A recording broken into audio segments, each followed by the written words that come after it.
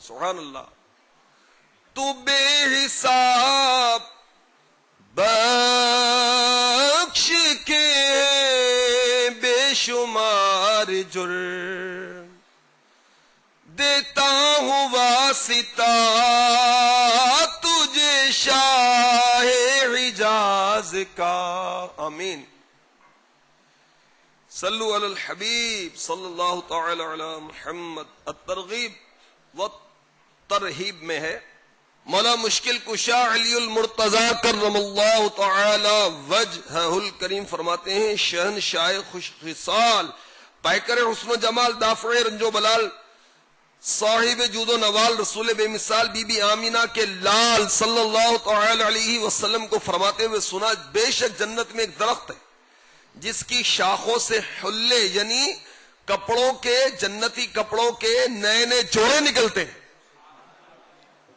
جبکہ اس کی جڑوں سے سونے کے گھوڑے نکلتے ہیں جو کہ زین پہنے ہوئے ہیں. ان کی لگامیں موتی اور یاقوت کی ہوں گی. وہ بول و براز نہیں کرتے, پیشاب پخانہ نہیں کرتے. ان کے پر ہوں گے اور وہ حد نگاہ پر قدم رکھتے ہیں. ایسی ان کی وہ رفتار ہوگی. اہل جنت ان پر اڑتے ہوئے سواری کریں گے اور ان سے ایک درجہ نیچے والے لوگ عرض کریں گے یا اللہ عز و جل ان لوگوں کو یہ درجہ کیسے ملا؟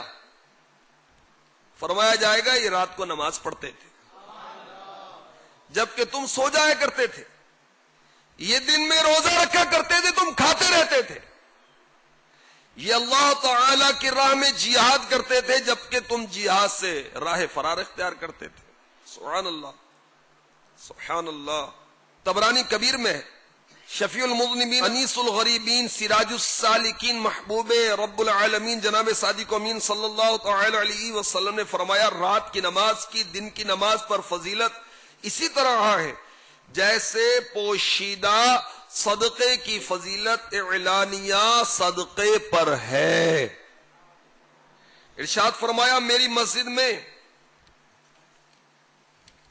ایک نماز پڑھنا 10,000 نمازوں کے برابر ہے اور مسجد حرام میں نماز پڑھنا 1,00,000 نمازوں کے برابر ہے اور میدان جہاد میں نماز پڑھنا 20,00,000 نمازوں کے برابر ہے.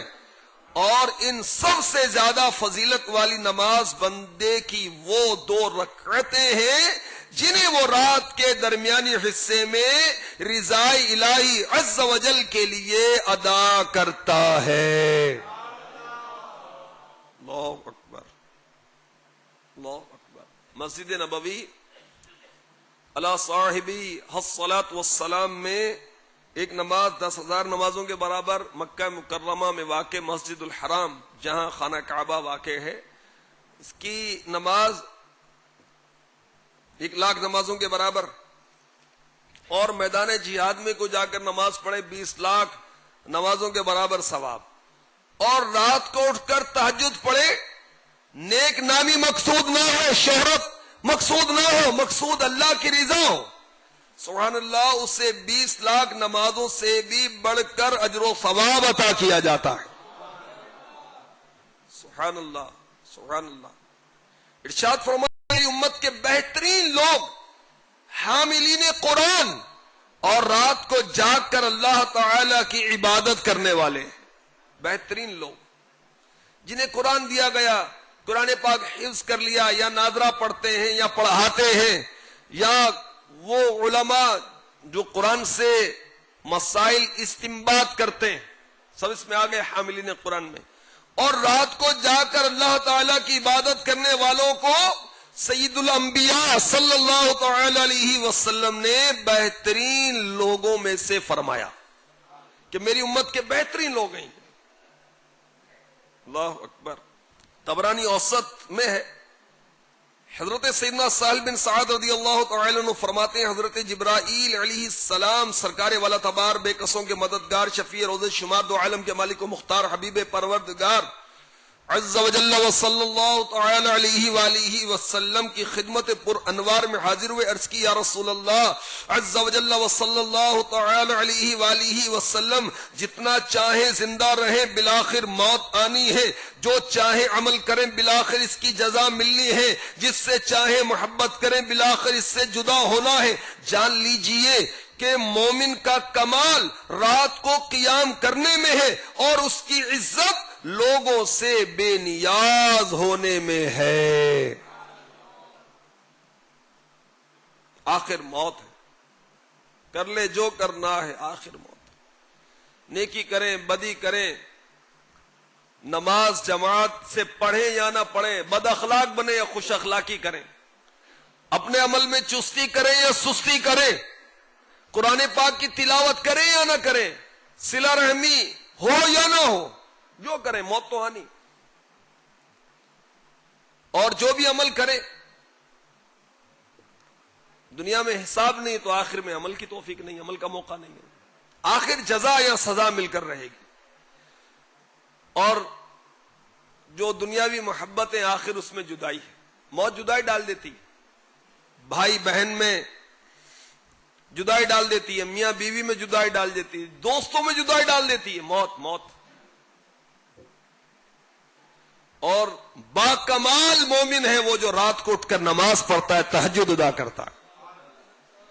اور بندہ مومن کی عزت کس بات میں ہے؟ لوگوں سے بے نیاز ہو جائے، لوگوں سے آسرا نہ لگائے، امید نہ لگائے، بے نیاز ہو جائے، مستغنی ہو جائے۔ اللہ اکبر۔ سنن ترمذی شریف میں ہے، حسن اخلاق کے پیکر نبیوں کے تاجور محبوب رب اکبر عز و جل و صلی اللہ تعالی علیہ وسلم نے فرمایا، رات کے قیام کو اپنے اوپر لازم کر لو، کیونکہ یہ تم سے پہلے صالحین کا طریقہ اور تمہارے رب عز و جل کی قربت کا ذریعہ ہے، اور گناہوں کو مٹانے اور گناہوں سے بچانے کا سبب ہے۔ اللہ اکبر، اللہ اکبر۔ نماز تہجد کو لازم کرنے کا آقا علیہ الصلوۃ والسلام نے ہمیں فرمایا۔ یہ پہلے کے جو نیک لوگ تھے نا، پہلے امتوں کے نیک لوگ، ان کا طریقہ، ان کا شعار ہے۔ اور اگر نماز تہجد پڑھیں گے تو کیا ملے گا؟ رب تبارک و تعالی کا قرب ملے گا، گناہ معاف ہوں گے، اور گناہوں کے مرض کا علاج ہو جائے گا، آئندہ سے بھی گناہوں سے بچنے کی توفیق ملے گی۔ سبحان اللہ۔ میرے آقا علیہ الصلوۃ والسلام نے ارشاد فرمایا، رات کے قیام کو اپنے اوپر لازم کر لو، کیونکہ تم سے پہلے صالحین کا طریقہ تمہارے رب عز و جل کی قربت کا ذریعہ اور گناہوں کو مٹانے اور جسم سے بیماریاں دور کرنے کا سبب ہے۔ یہ طبرانی کبیر کی روایت میں نے عرض کی۔ یہ بیماریاں دور ہوتی ہیں تہجد پڑھنے سے۔ ارشاد فرمایا، جو رات کو بیدار ہو کر اپنی اہلیہ کو جگائے، پھر وہ دونوں دو رکعتیں ادا کریں تو ان کا شمار کثرت کے ساتھ اللہ عز و جل کا ذکر کرنے والوں میں سے ہوگا۔ ارشاد فرمایا، اللہ عز و جل اس شخص پر رحم فرمائے جو رات کو بیدار ہو کر نماز پڑھتا ہے، اپنی زوجہ کو نماز کے لیے جگاتا ہے، وہ انکار کرتی ہے تو اس کے منہ پر پانی چھڑکتا ہے۔ اللہ عز و جل اس عورت پر رحم فرمائے جو رات کو اٹھ کر نماز پڑھتی ہے اور اپنے شوہر کو نماز کے لیے جگاتی ہے، اگر اس کا شوہر اٹھنے سے انکار کرتا ہے تو اس کے چہرے پر پانی چھڑکتی ہے۔ صلو علی الحبیب صلی اللہ تعالی علی محمد۔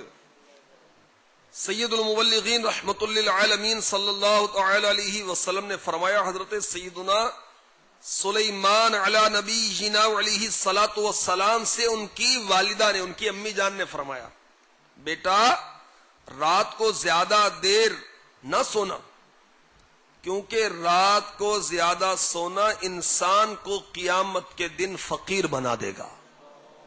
قیامت میں فقیر کون ہوگا؟ درہم و دینار جس کے پاس نہیں ہے، ریال ڈالر نہیں ہے، وہ سونا چاندی نہیں ہے، بینک بیلنس نہیں ہے، جائیداد نہیں ہے، پراپرٹی نہیں ہے، وہ نہیں، جس کے پاس نیکیاں نہیں ہوں گی۔ اللہ اکبر۔ رات کا زیادہ سونا قیامت کے دن انسان کو فقیر بنا دیتا ہے۔ نماز تہجد کی کیا بات ہے کہ اسے رات فرض نمازوں کے بعد تہجد کی نماز، رات کی نماز افضل ہے. دن کی نمازوں سے رات کی نماز افضل ہے، فرائض کے بعد نوافل میں. اور انسان اٹھ کر رات کو نماز پڑھتا ہے تو شیطان کی لگائے ہوئے گرہ جو ہیں وہ کھل جاتی ہیں. بندہ مومن جب رات کو اٹھ کر اللہ